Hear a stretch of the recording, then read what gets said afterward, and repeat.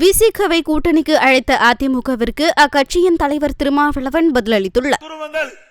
அதையெல்லாம் தட்டி கேட்க கூட்டணி கட்சிக்கு வக்கில்ல. எவ்வளவு பிரச்சனை, விலைவாசி உயர்ந்து போச்சு, அதை தட்டி கேட்க முடியல. சட்ட ஒழுங்கு சீர்குலைஞ்சு போச்சு, அதை தட்டி கேட்க முடியல. அது மட்டும் இல்ல, அந்த கூட்டணி கட்சிக்கு அவர்கள் வேட்டு வைக்கிறார் திரு ஸ்டாலின். விழுப்புரத்தில் அங்க கம்யூனிஸ்ட் கட்சியுடைய மாநாடு, அனுமதி கொடுக்க மாட்டேங்கிறார். விடுதலை சிறுத்தை கட்சி திருச்சியில் ஒரு மாநாடு, அனுமதி கொடுக்க மறுக்கிறாங்க. விடுதலை சிறுத்தை கட்சியினுடைய கொடிக்கம்பம் நடத்துக்கு முடியாதுன்னு தடுக்கிறாங்க. இவ்வளவு அசிங்கப்பட்டுமா அந்த கூட்டணியில் இருக்க வேணும்? இவ்வளவு அசிங்கப்பட்டுமா அந்த கூட்டணியில் தொடர வேணும்? சிந்திச்சு பாருங்க. அனைத்து இந்திய அண்ணா திராவிட முன்னேற்ற கழகத்தை பொறுத்த வரைக்கும் எங்க கூட்டணியில் சேர்கின்றவர்களுக்கு ரத்தன கம்பளம் விரிச்சு வர இருக்கின்ற கட்சி அண்ணா திமுக கட்சி. கூட்டணி என்பது அந்த சூழ்நிலைக்கு தக்கவாறு அமைப்பது. இன்னைக்கு எல்லா கட்சியுமே கூட்டணி அமைச்சுதான் போட்டியிடுது. ஏன் திமுக பாரதிய ஜனதா கட்சியோட கூட்டணி வைக்கலையா? திமுக எந்தெந்த கட்சியோட கூட்டணி வச்சதோ அத்தனை கட்சியோடையும் அண்ணா திமுக கூட்டணி வச்சிருக்குது. அப்படி எங்களை பேசுவதற்கு உங்களுக்கு எந்த தகுதியும் உரிமையும் இல்லை என்பதை நேரத்தில் சுட்டி காட்டுகின்றேன். இன்னொன்னு சொல்றார், சிறுபான்மை மக்களுக்கு நாங்க தான் பாதுகாக்கணும். நீ எங்க பாதுகாத்திருக்கிற? சிறுபான்மை மக்களுக்கு என்ன செஞ்ச சொல்லு பார்க்கலாம். புள்ளி விவரத்தை அண்ணா திமுக ஆட்சியில் நாங்க என்னென்ன சொல்லணும் பட்டியலிட்டு சொல்றேன். உங்களுக்கு தில்லு திராணி தெம்பு இருந்தா சிறுபான்மை மக்களை ஏமாற்றாமல் உண்மை செய்தியை நாட்டு மக்கள் தெரிவிங்கள். அனைத்து இந்திய அண்ணா திராவிட முன்னேற்ற கழகம் ஜாதிக்கும் மதத்திற்கும் அப்பாற்பட்ட கட்சி. ஒரே ஜாதி, ஆண் ஜாதி, பெண் ஜாதி, அதுதான் எங்களுடைய கட்சியுடைய நோக்கம். அதுதான் அப்படித்தான் எங்களுடைய தலைவர் வளர்த்திருக்கிறாங்க. அதன்படிதான் அண்ணா திமுக இன்றைக்கும் செயல்பட்டுக் கொண்டிருக்கிறது.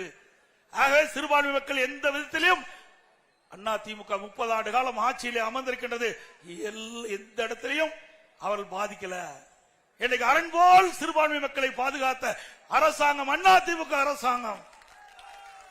மறந்துவிடாத ஸ்டாலின் அவர்களே, மக்களை ஏமாற்றி வாக்களை பெறுவதற்காக நீங்க செய்கின்ற தந்திர மாடல் ஒருபோதும் பலிக்காது என்பதை இந்த நேரத்தில் தெரிவிக்கிறேன். நீங்க பாத்தீங்கன்னா 2001ஆம் ஆண்டு இதே புரட்சி தலைவி அம்மா அவர்கள் இஸ்லாமிய பெருமக்கள் கோரிக்கை வச்சாங்க. அவருடைய கோரிக்கை ஏற்று புனித ரமலான் மாதத்தில் பள்ளி வாசலுக்கு நோன்பு கஞ்சி தயாரிக்க சுமார் 5400 மெட்ரிக் டன் அரிசி கொடுத்த கட்சி அரசாங்கம் அண்ணா திமுக அரசாங்கம். எந்த ஆட்சியில கொடுத்தாங்க? பாகிஸ்தான்ல கூட கொடுக்கறதில்ல. நாம கொடுத்தோம். அம்மா தாய் தெய்வமாக ஆயிட்டாங்களே, அந்த தாய் கொடுத்தாங்க அண்ணா திமுக அரசுல. நாகூர் தர்கா சந்தன கூட்டு திருவிழாவிற்கு ஒவ்வொரு ஆண்டும் சந்தன கட்டைகள் விலையில்லாம கொடுக்கின்ற அரசாங்கம் அண்ணா திமுக அரசாங்கம் இருந்தது. 2018 வரை ஹஜ் புனித பயணம் மேற்கொள்ள. ஏன்னா நீங்க இவ்வளவு விளக்கம் சொல்லியிருக்கீங்க, இருந்தாலும் மறுபடியும் இந்த பேச்சு எழுந்துகிட்டே இருக்கு களத்துல. அவங்களுக்கு நீங்களே பதில் சொல்லாங்க. அவர் தான் முடியாதுன்னு சொல்லிட்டாரு. ஏமா திரும்ப நீங்க சொல்றீங்க, நீங்களே பதில் சொல்லுங்க.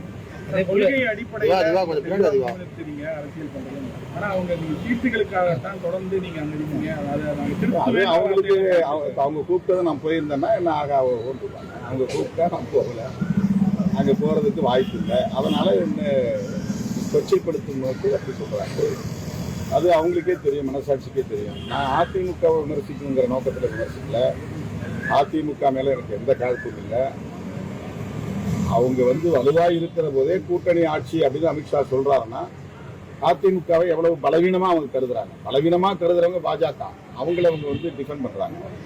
ஐயோ அது பலவீனப்பட்டு விடக் கூடாதுன்னு கவலைப்படுற என்ன விமர்சனம் பண்றாங்க. இதுதான் அதிமுகவுடைய அணுகுமுறையாக இருக்கிறது.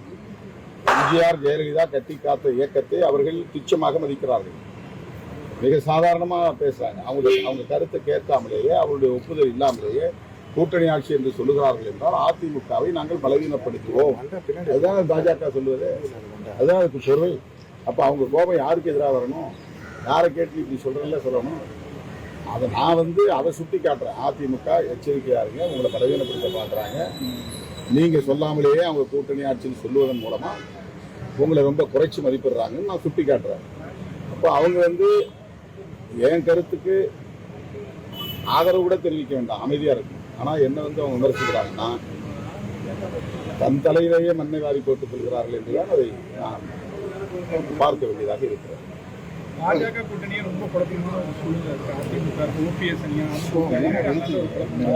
நிலையில திமுக நீங்க உறுதியா இருக்கும் தெரிஞ்சு மீண்டும் மீண்டும் பாஜக சரி மற்ற கட்சிகள் விசிக வந்து திருப்பி அதாவது வந்து அவங்க ப்ரொவோக் பண்றாங்க, அதாவது சந்தேகத்தை எழுப்புறாங்க. விடுதலை சிறுத்தைகள் கட்சி மீது ஒரு சந்தேகத்தை உருவாக்குனா திமுக கூட்டணிக்குள்ள ஒரு குழப்பம் உருவாகும். அதன் மூலமா வந்து ஒரு விரிசலை ஏற்படுத்த முடியும் அப்படிங்கிறது அவங்களுடைய எதிர்பார்ப்பா இருக்கிறது. எனக்கு நீ 4 சீட்டுக்கு போற 6 சீட்டுக்கு போற இது போதுமா உனக்கு அப்படின்னு எனக்கு திடீர் கரிசனம் பல பேருக்கு வந்திருக்கிறது. இந்த கட்சி வளரவே கூடாதுன்னு நினைக்கிறவங்க கூட ஏன் இன்னைக்கு நீங்க 4 சீட்டு வாங்குறீங்க 6 சீட்டு வாங்குறீங்கன்னு பேசுறாங்க. அவங்களுடைய நோக்கம் என்னன்னா எங்களுடைய வளர்ச்சி அல்ல, எங்களுடைய நலன் இல்லை. எங்களை வந்து ப்ரொவோக் பண்றாங்களாம், அதாவது உணர்ச்சியை தூண்டிவிட்டு அதன் மூலமா வந்து திமுக மீது எங்களுக்கு வெறுப்பு வரும். அந்த திமுக மட்டுமே பாதுகாப்பு அரண் அப்படிங்கிற அடிப்படையில் பேசல. மதசார்பற்ற முற்போக்கு கூட்டணி, திமுக தலைமையில் இருக்கிற கூட்டணி, விடுதலை சிறுத்தைகளும் சேர்ந்து உருவாக்கிய கூட்டணி, எல்லாம் சேர்ந்துதான் பாதுகாப்பு அரண் அப்படின்னு நான் சொல்றேன். பாஜக என்கிற மதவாத சக்திகளை எதிர்கொள்வதற்கு மதசார்பற்ற முற்போக்கு கூட்டணி ஒரு பாதுகாப்பு அரண். அந்த மதசார்பற்ற முற்போக்கு கூட்டணியை உருவாக்கியதில் அல்லது அதை பாதுகாப்பதில் அதில் இடம்பெற்றுள்ள